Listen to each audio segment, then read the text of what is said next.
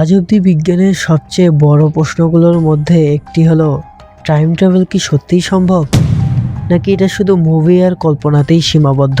চলো এই বিষয়টাই জানা যাক আজকের এই অদ্ভুত আর ইন্টারেস্টিং ভিডিওতে।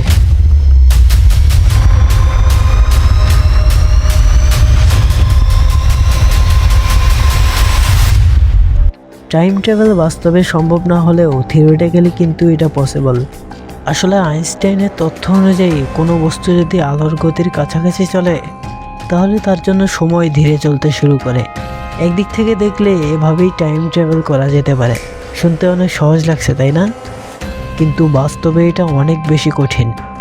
আসলে এভাবে টাইম ট্রাভেল করতে গেলে এমন কিছু সমস্যার সামনে আসে যা বিজ্ঞানের কাছে একেবারে অসম্ভব। প্রথমেই আসে লাইটের স্পিডকে অ্যাচিভ করা। যদি কোনো ভরযুক্ত বস্তু লাইটের স্পিডকে অ্যাচিভ করতে চায় তাহলে অসীম শক্তির প্রয়োজন হবে, যা বাস্তবে একেবারেই অসম্ভব। কিন্তু যদি কোনোভাবে লাইটের স্পিডে চলতে পারে তবুও কিন্তু সব সমস্যা শেষ নয়, কারণ আলোর গতিতে চললে সময় পুরোপুরি থেমে যাবে।